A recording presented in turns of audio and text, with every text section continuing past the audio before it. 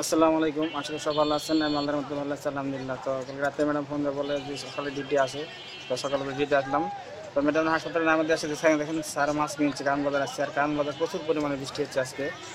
সকালবেলা থেকে বৃষ্টি শুরু হয়েছে। তো স্যারের মাছ কিনছে যে কী মাছ কিনবো দেখি। স্যার আবার অনেক ঘুরে ঘুরে মাছ কিনে অনেক সময় লাগে একটা মাছ কিনতে। 10 দোকান দেখবো তারপরে এক দোকানটা মাছ কিনবো। এই যে দাঁড়া আছে সেটা দিয়ে আমার স্যার।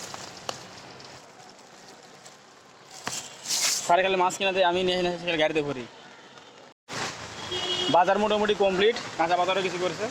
তো কারণ বাজার আসে সেই বৃষ্টি হচ্ছে দেখেন, বৃষ্টি আর বৃষ্টি, মানে এই বৃষ্টির ভিতরে মানুষ কীভাবে কেনাবেচা করে আর কি বাজার করবো। শুক্রবার দিন সকাল থেকে বৃষ্টি শুরু হয়ে গেছে। কত বড় বড় পেঁপে দেখেন, এটা হচ্ছে খাই পেঁপে, অনেক বড় বড় হয়। একটা পেঁপে মনে হয় 27-8 কেজি ধরবে, নিচে হবে না। আর এই বাজারটা হচ্ছে মানিক মে এভিনিউতে, সংসদ ভবনের উল্টা পাশে।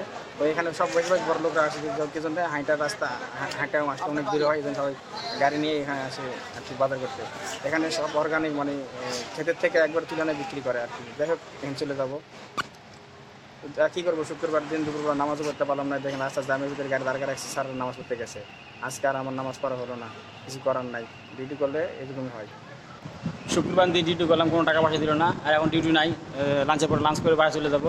আমার ভিডিও যে যেখান থেকে দেখেছেন ভিডিওতে লাইক, কমেন্ট, শেয়ার, সাবস্ক্রাইব অবশ্যই করবেন। সবাইকে ধন্যবাদ। আসসালামু আলাইকুম, আল্লাহ হাফেজ।